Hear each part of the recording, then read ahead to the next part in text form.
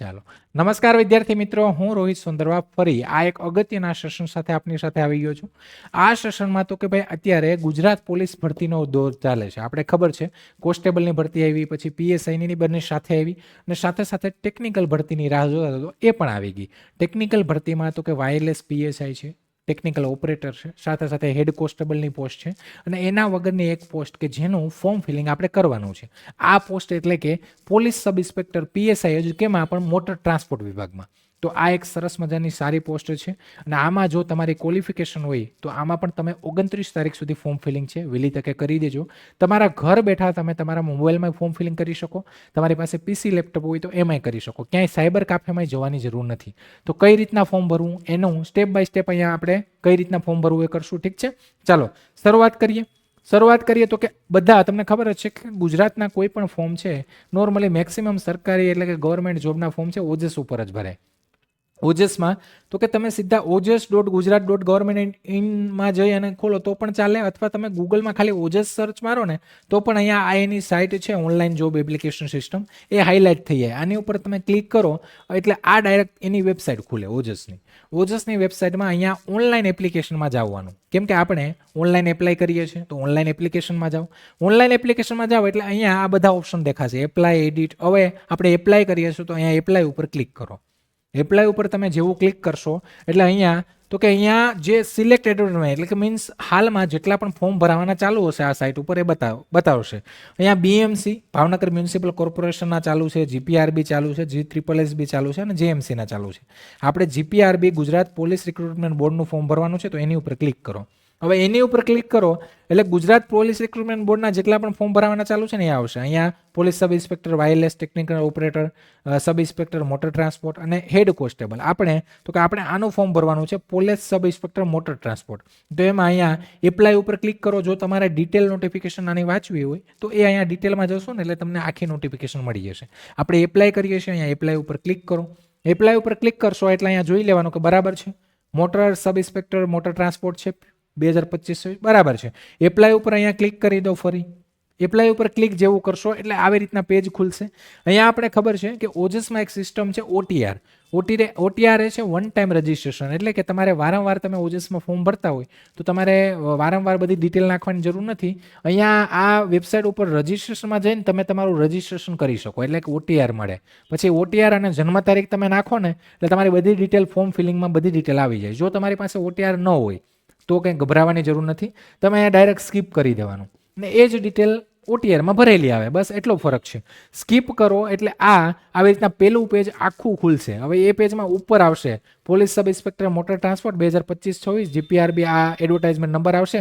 નીચે આ personal detail. હવે પર્સનલ ડિટેલમાં શું આવશે તો કે આ આખું પેજ આવશે. જો અહીંયા છે ને અહીંથી નીચે તમારે જવું પડશે. પેલું ઉપર શરૂઆતમાં પર્સનલ ડિટેલમાં અહીંયા તમારું ટાઇટલ જે મિસ્ટર, મિસ, જે મિસિસ છે જે પણ એ સિલેક્ટ કરો.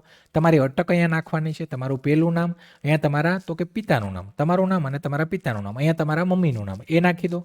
નીચે તમારું જેન્ડર જે મેલ ફિમેલ હોય એ તમે ટિક કરી દો ડબલ વાર. અહીંયા જન્મ તારીખમાં પહેલા તારીખ, પછી મહિનો અને પછી જે પણ તમારું વર્ષ હોય તે. ઠીક છે. મેરિટલ સ્ટેટસ એટલે કે તમે મેરિડ છો, અનમેરિડ છો, સેપરેટેડ છો એ સિલેક્ટ કરી લો. કેટેગરીમાં જે એસસી, એસટી, ઓબીસી, જનરલ જે પણ હોય ઈડબ્લ્યુએસ, પણ રિઝર્વ કેટેગરીમાં તમે એસસી, એસટી સિલેક્ટ કરો તો અહીંયા નીચે કાસ્ટ સર્ટિફિકેટ છે એનો નંબર, એની ડેટ, કયા અધિકારી ઇસ્યુ કર્યું એ, નોન ક્રિમિનલ ઓબીસી માટે તો એ નાખવાનું આવે તો એ અહીંયા નીચે નાખી દેજો. આગળ વાત કરીએ કોમ્યુનિકેશન ડિટેલ, ઉમેદવારની માહિતી એટલે કે એની નીચે આવશે, જેમાં તમારું પ્રેઝન્ટ એડ્રેસ અને પરમેનન્ટ એડ્રેસ આવશે. પ્રેઝન્ટ એટલે માની લો કે તમે અત્યારે ક્યાંય હાલમાં રહેતો હોય તમારું ગામડાનું પરમેનન્ટ એડ્રેસ હોય તો બંને અલગ નાખવાના, બાકી બંને જગ્યાએ સેમ જ આવશે. અહીંયા તમારું આખું એડ્રેસ નાખવાનું, એટ, પોસ્ટ, તાલુકો, ડિસ્ટ્રિક્ટ જે પણ હોય. અહીંયા નીચે ગુજરાત આવી જ જશે. અહીંયા તમારો જે જિલ્લો હોય એ સિલેક્ટ કરી લો, અહીંયા તમારો તાલુકો સિલેક્ટ કરી લો, અહીંયા પિનકોડ નાખી દો. સેમ વસ્તુ અહીંયા પણ નાખવાની આ બધામાં. એની નીચે તો કે અહીંયા મોબાઈલ નંબર આવશે, જેમાં તમને મેસેજ ને બધું મળશે. એ મોબાઈલ નંબર 2 વખત નાખવાનો આવશે, આની નીચે પણ આવશે. અહીંયા ઈમેલ આઈડી આવશે, ઈમેલ આઈડીની નીચે પણ ઈમેલ આઈડી બીજી વાર નાખવી પડશે.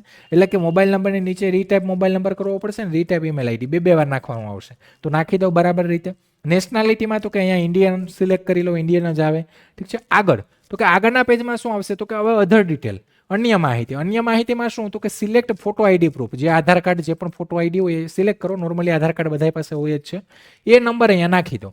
એની નીચે પર્સન વિથ ડિઝેબિલિટી તો તમે જો પર્સન વિથ ડિસેબિલિટી સર્ટિફિકેટ તમારી પાસે હોય તો અહીંયા યસ કરી ડિસેબિલિટી સર્ટિફિકેટ ડેટ, એનો સર્ટિફિકેટ નંબર અને કયા અધિકારીએ આપ્યું તે.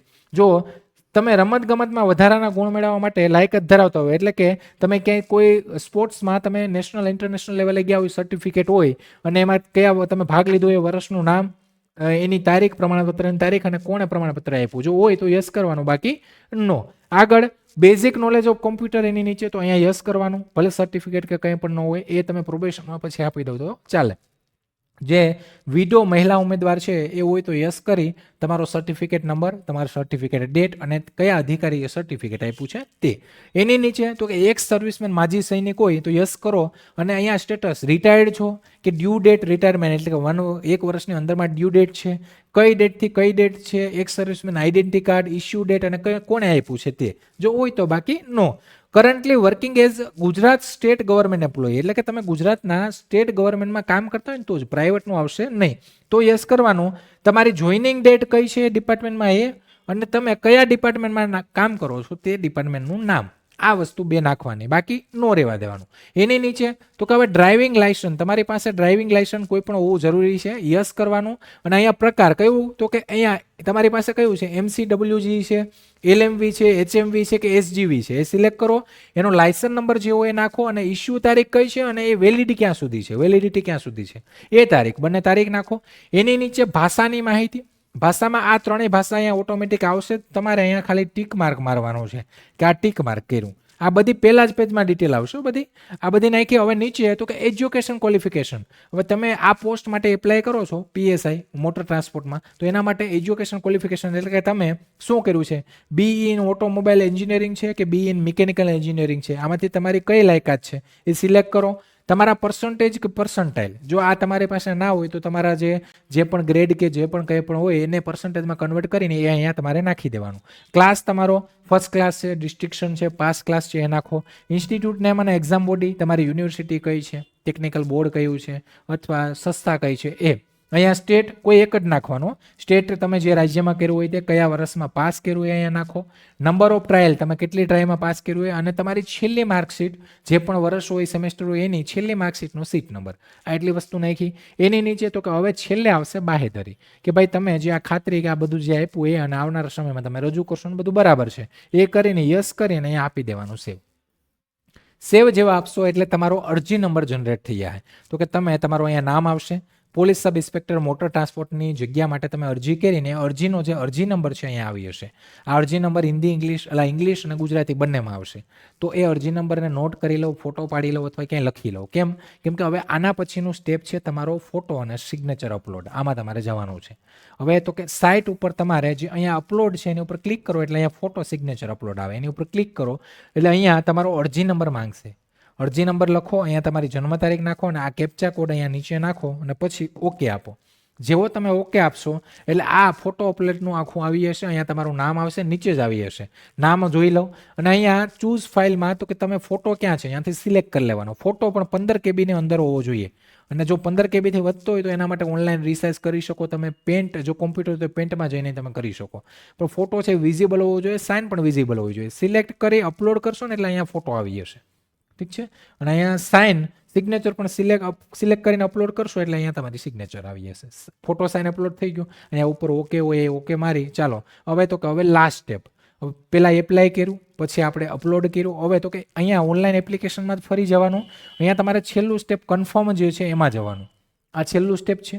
કન્ફર્મમાં જશો એટલે અહીંયા પણ ફરી અરજી નંબર માંગશે, અહીંયા પણ તમારી ડેટ ઓફ બર્થ માંગશે, અને આ કેપ્ચા કોડ છે એને અહીંયા નાખી દેવાનો છે. ફરી ઓકે મારશો એટલે તમારું આ છેલ્લું તે સ્ટેપ છે.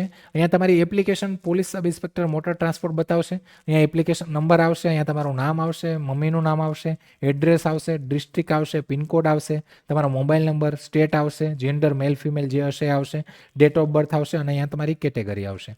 કેટેગરી જનરલ કેટેગરી માટે ₹100 ફીસ છે, એટલે એમને આગળ પેમેન્ટ કરવું પડશે, બાકી બીજા કોઈ કેટેગરીને કંઈ પેમેન્ટ નથી. કન્ફર્મ એપ્લિકેશન આપો. કન્ફર્મ એપ્લિકેશન આપશો એટલે તમારું આવી રીતના આવશે મિસ્ટર કે જે પણ હોય એ તમારી અરજી સફળતાપૂર્વક કન્ફર્મ થઈ ગઈ અને આ તમારો કન્ફર્મેશન નંબર. આને નોંધી લો કન્ફર્મેશન નંબરને, અને અહીંથી પ્રિન્ટ એપ્લિકેશન છે એ પણ લઈ લેવાની. જો કે પ્રિન્ટ મેલમાં આવે છે તો પણ આપણે લઈ લેવાની. હવે જે લોકોને મેં કીધું એમ જનરલ કેટેગરી માટે 100 રૂપિયા ફીસ છે, તો એ લોકોને પેમેન્ટ કરવું પડશે. બાકી બીજા બધી કેટેગરીને કન્ફર્મ થઈ ગયું ને આવી રીતના થઈ ગયું એટલે બસ ફોર્મ ભરાઈ ગયું. હવે અહીંયા તો કે પે ઓનલાઈન ફી, અમે ઓનલાઈનમાં જાઓ એટલે તમારે સીધું એક સ્લાઇડ ખુલશે, અથવા અહીંયા ફીઝમાં જઈને પણ તમે કરી શકો. બે જગ્યાએ ઓપ્શન છે. અહીંથી પે ઓનલાઈન ફીઝમાં માની લો કે રહી ગયું તો અહીંથી જઈને કરી શકો. જાઓ એટલે આવી રીતના એક પેજ ખુલશે. આ પેજમાં અહીંયા સિલેક્ટ જોબ, તો અહીંયા તમારે પોલીસ સબ ઇન્સ્પેક્ટર જે પણ છે એ સિલેક્ટ કરી લેવાની. કન્ફર્મેશન નંબર જે આગળ આવ્યો તો અહીંયા નાખી દો, તમારી જન્મ તારીખ અહીંયા નાખી દો, અને આ કેપ્ચા કોડ અહીંયા નાખી દો. હવે ઓનલાઈન પેમેન્ટ ઓફ ફીસ, તો ઓનલાઈન પેમેન્ટ કરવાનું છે, જે તમે ATM, debit card, Google Pay, phone પેથી કરી શકો. તે જેવું તમે આમાં ક્લિક કરશો એટલે અહીંયા તમારું એપ્લિકેશન કન્ફર્મેશન નંબર આવશે, તમારું નામ દેખાશે, મોબાઈલ નંબર, કેટેગરી, જેન્ડર ને એમાઉન્ટ કેટલું છે એ દેખાશે. આની નીચે તમે લઈ જશો એટલે અહીંયા આવશે સબમિટ નામનું ઓપ્શન. આની ઉપર ક્લિક કરો. સબમિટ કરશો એટલે તમારે જે ઓનલાઈન પેમેન્ટની જેટલી પણ માધ્યમ છે, debit card, credit card, prepaid card, SBI corporate credit card, banking connect, net banking, UPI ઉપર જશો તો સીધું તમારું ફોન પે, ગૂગલ પેથી તમે ડાયરેક્ટ પેમેન્ટ કરી શકશો. પેમેન્ટ કરી દો એટલે તમારું ફોર્મ ફિલિંગ થઈ ગયું. આ જનરલ કેટેગરી માટે. તો ભાઈ આ ફોર્મ ફિલિંગ પ્રોસેસ છે, તમે તમારા મોબાઈલમાં ફોર્મ ફિલિંગ કરી શકો અને એકદમ સારી રીતે કરજો. જો તમારી ક્યાંય ભૂલ થઈને કન્ફર્મ થઈ ગયું તો કન્ફર્મ થયા પછી એડિટ નહીં થાય, ત્યાં સુધી એડિટ થશે. જો કન્ફર્મ થઈ ગયું ભૂલ થાય તો ફરી બીજું નવું ફોર્મ ભરી દેવાનું. જે છેલ્લું ફોર્મ ભરેલું હશે એ માન્ય ગણાશે. અને આવીને આવી નવી અપડેટ, નવી માહિતી, જે લોકો જે લોકો નવા છે એ ચેનલ સબસ્ક્રાઈબ કરી દેજો, અને જે લોકો જૂના છે કે જે લોકો આવ્યા છે ગમે હોય લાઇક, શેર, સબસ્ક્રાઈબ કરતા રહેજો. અને સાથે તો કે ટેલિગ્રામ ચેનલ આપણું જે છે એ પણ તમે સબસ્ક્રાઈબ કરી લેજો. ડિસ્ક્રિપ્શન લિંકમાં લિંક હશે, તમને નવી માહિતી, લેક્ચર કંઈ પણ હશે એ મળતું રહેશે. તો આશા રાખું કે તમને સમજાઈ ગયું હશે.